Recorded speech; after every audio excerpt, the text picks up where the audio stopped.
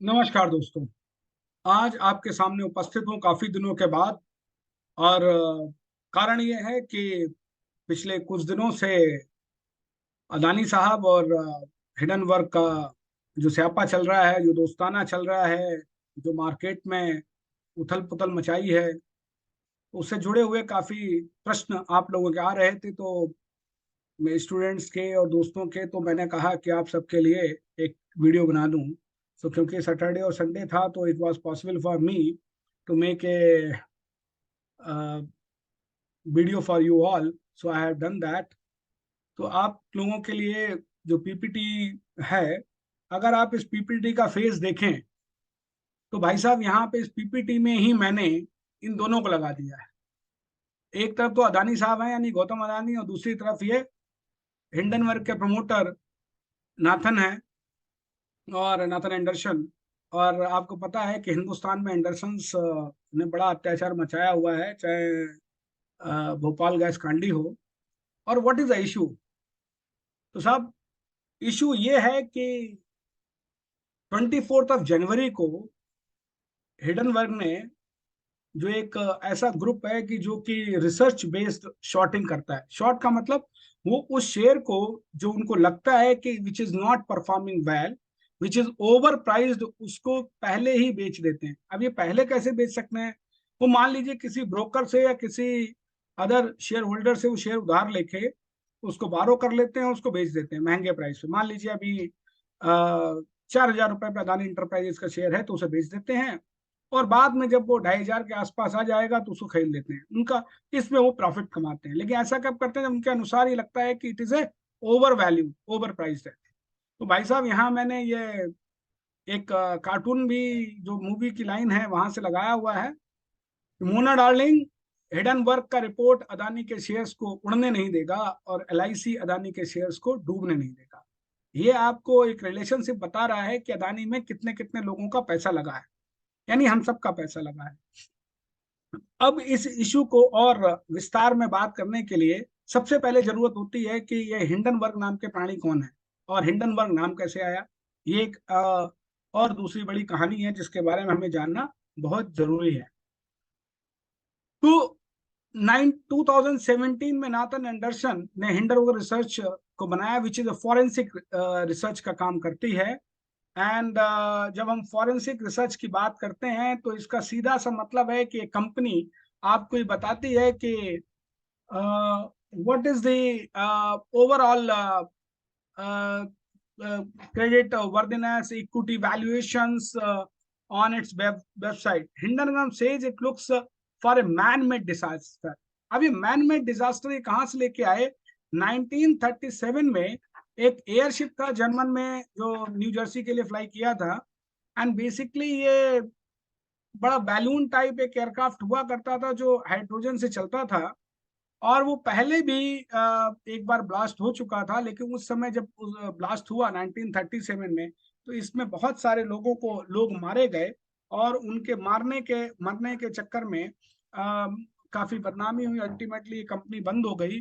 और वहां से इस कंपनी के बारे में काफी ज्यादा बातचीत और हुई, और यहाँ से थोड़ी सी प्रॉब्लम्स इस कंपनी के साथ शुरू हुई।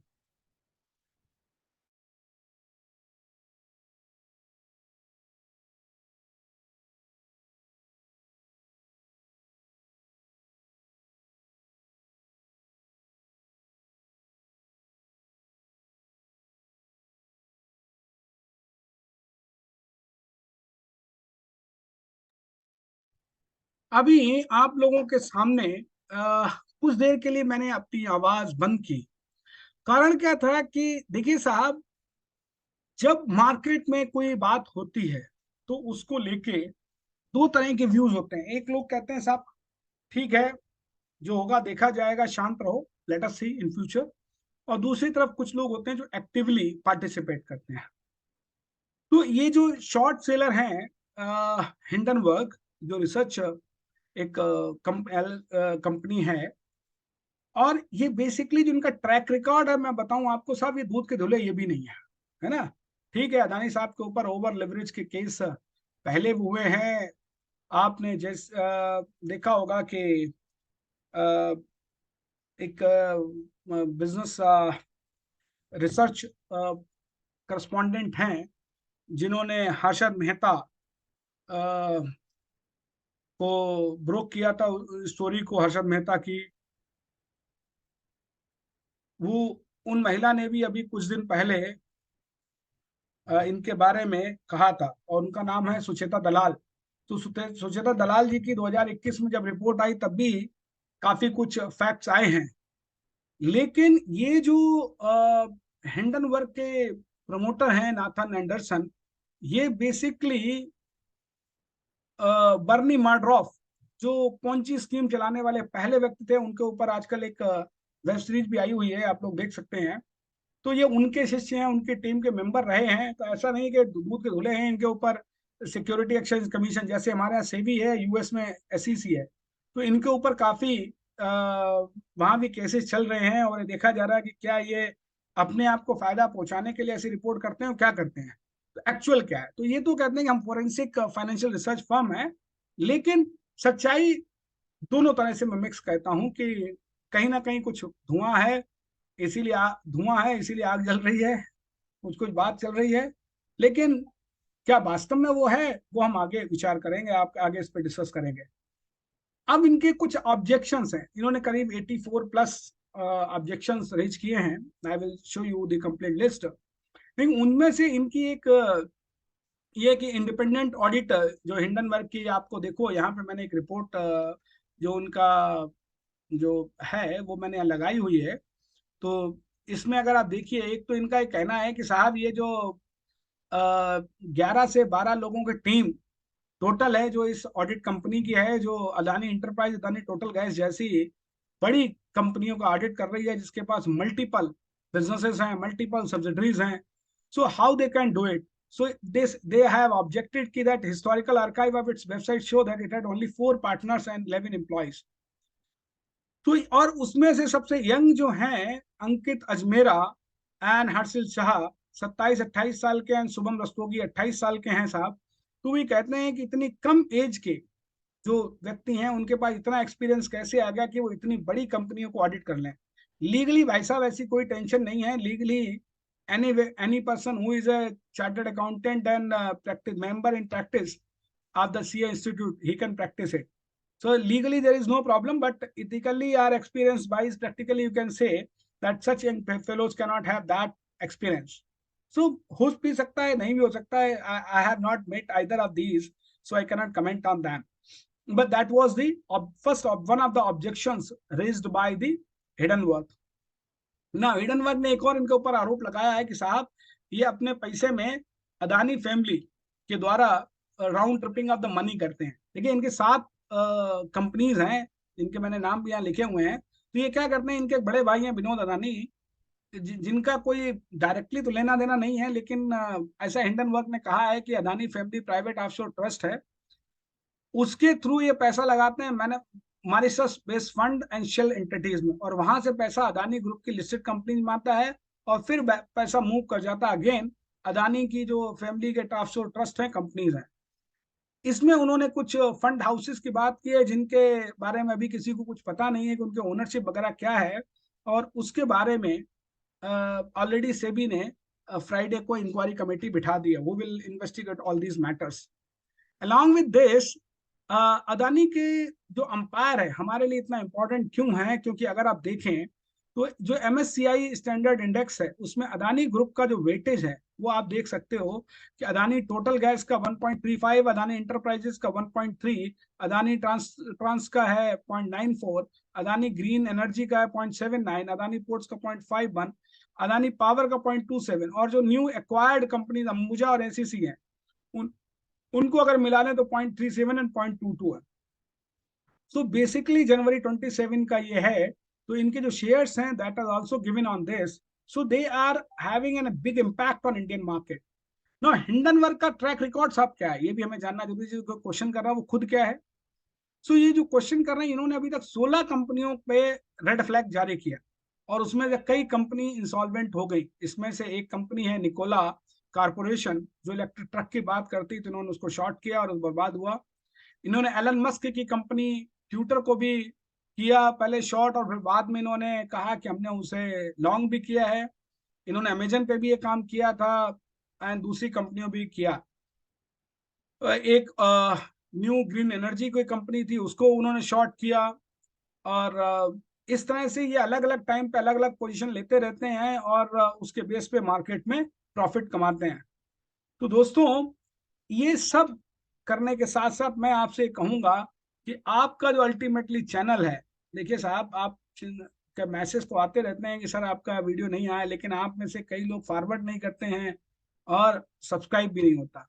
तो सब्सक्राइब करिए, नए लोग आते हैं, नई बातें होती हैं। देखिए मैंने मोनेटाइज नहीं कर रखा है ना, मुझे पैसे नहीं चाहिए, it is knowledge distribution only. तो लेकिन जितने ज्यादा लोग होंगे, लोगों को लगेगा that is the satisfaction for me, क्योंकि साहब 2 लाख लोग इससे सेटिस्फाई हो रहे हैं, मेरे लिए बहुत है। ठीक है, तो that is what I want. So subscribe करते रहिए, लोगों को भेजते रहिए, जिससे कि ज्यादा से ज्यादा लोगों को इसके बारे में पता लगे। अब बात करते हैं कि हम आज की तारीख में इसकी इतनी बात क्यों कर रहे हैं, वो हम बात करते हैं। ठीक है, तो नेक्स्ट मेरे वीडियो में मैं आपको अदानी का ये जो स्यापा है, इसका एक्चुअल मार्केट वैल्यू में आपका क्या व्यू पॉइंट होना चाहिए वो बताऊंगा। लेकिन आज खत्म करने से पहले आपको एक और चीज दिखाता हूं कि ये जो स्यापा है कितना बड़ा है। मैंने कहा अभी आपको अदानी की 7 बड़ी कंपनीज है। देखिए साहब, आप अदानी की पहली कंपनी जो एक तरह से मदर कंपनी है सारी कंपनियों की, अदानी इंटरप्राइजेस, 5 साल का अगर मैं चार्ट लेता हूं तो इनका हाईएस्ट प्राइस रहा है 4190, लगभग जो 18-19 नवंबर के आसपास था, 11 और उसके बाद अभी जो इनका डाउनफॉल शुरू हुआ, एंड आप देखिए यहाँ पे it has come down to at a level जहाँ पे ये 2768 के लेवल पे, still it has given you a growth rate of 1303%। आप देखिए 2020 मार्च में केवल 218 रुपए का शेयर था साहब, 28 फरवरी को, यानी कोरोना काल आने के ठीक पहले तक। और उसके बाद से आप अगर इस कंपनी की देखिए क्या एक्सपोनेंशियल ग्रोथ दिया है इस कंपनी ने। तो एक टेक्निकल डाउनफॉल तो 33% का और सेकंड डाउनफॉल 67% का बनता था। और इसीलिए मैंने कई अपने मित्रों को, अगर आप मेरे दूसरे व्यू को देखेंगे तो मैंने काफी दिनों से अदानी ग्रुप को किसी भी शेयर को लेने के लिए मना किया था, क्योंकि मुझे ये ओवर प्राइस लग रहा था। लेकिन ऐसी किसी इंसिडेंट के बारे में मुझे नहीं पता था कि ऐसा कुछ होगा। लेकिन आप टेक्निकली है, तो अभी भी अगर आप टेक्निकली बात करें तो ये मुझे 2190 2000 के आसपास जाता हुआ दिख रहा है, if the company does not provide a solid answers to these and does not clear the fear in the minds of investors. Now same story you should with the Adani Power. Adani Power has also, on the 13th March it was 30 rupees, and today it has, after that it has gone to 432 rupees, which was the highest. And अभी जो आप इसका share price देख रहे हैं 247, तो 658% की इतने गिरने के बाद भी है। तो मार्केट में I feel that it can come down to around 200 के आसपास जा सकता है। लेकिन अगर नहीं कोई भी एक्सप्लेनेशन दिया गया तो it can fall much below then this also. ATGL 298, 2928, यानी 730% की ग्रोथ रेट है। लेकिन आप अगर उससे पहले देखेंगे तो ये 4,000 रुपए को टच करके आया। तो अब देखिए साहब, ये इस कंपनी का ग्रोथ रेट कितना है, कितना ज्यादा प्रॉफिट इसने कंपनी ने दिया है। बाकी इनके टेक्निकल्स को I will discuss in the next video which is tomorrow, I will upload it. Adani Wilmar, this was the company I feel that सारी कंपनियों की हिट में this has also got hit, but this is a, I feel comparatively it is less leveraged and giving you the profit. So I hope this is the good, but this will also see a downfall up to 400 के आसपास तक आप इसका देख सकते हैं। Adani ports, again the company has April में it was around 244, और उसके बाद हाईएस्ट पॉइंट पे इसका 987, अभी भी 600 का है। So you can see that a downfall of 400 rupees if it has not gone up. Then Adani Green, it is coming to 1486 as now, 4946 की ग्रोथ तो अभी दे रहा है ये सब। लेकिन अगर आप इसका 3050 हाईएस्ट देखेंगे तो you can find out what is the tremendous growth rate it has given you from the period of just before the COVID. 154 से 13050. ओके, सो आधे पे तो ये पहले ही आ गया एज ऑफ नाउ. 50% का डिस्काउंट तो है अपने टॉप से ऑलरेडी ना डाउन में, लेकिन it can further go down. Okay,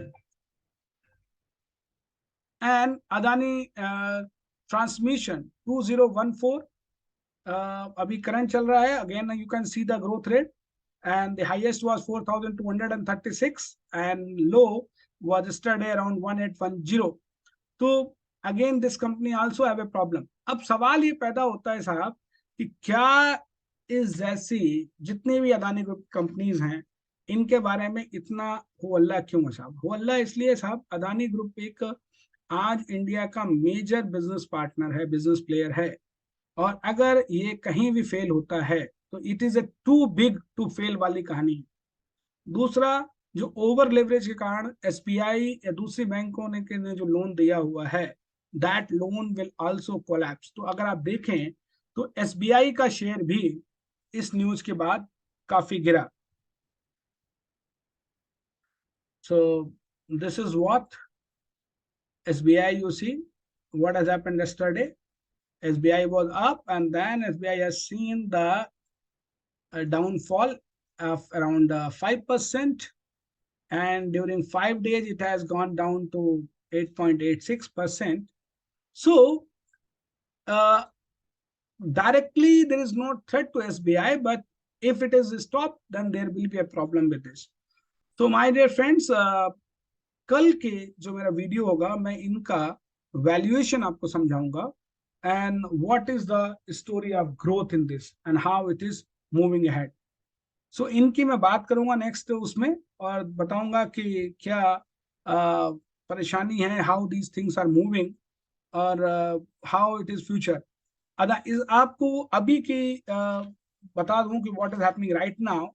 Adani ji has already, Gautam Adani Group as such has already issued a 100-page point-wise rebuttal of the rebuttal of the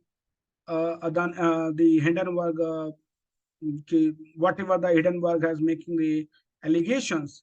And there are Hindenburg is also at a mistake on some point. See what the Hindenburg is losing. They are not able to say something to you on the valuations and assets, because Adani is not making something in air. Adani is having actual the assets, hard assets like seaports, ports, railways, and thermal power, solar power, transmission lines, transformer capacity. Then they have got the operating airports in India. Navi Mumbai Airport 2025 से will operate. Ambuja Cement, ACC Cement, operating grain silos for FCI in Punjab and Haryana and MP. SEZ in Mundra, coal minings they are holding in Australia and other places. Public-private partnership with the Bangladesh thermal power from the Jharkhand, and for that they have got the SEZ status also. They have got a stake in Israeli-owned weapon factory in Gwalior. So joint venture the total of France green hydrogen के लिए. So ऐसा नहीं है कि it is just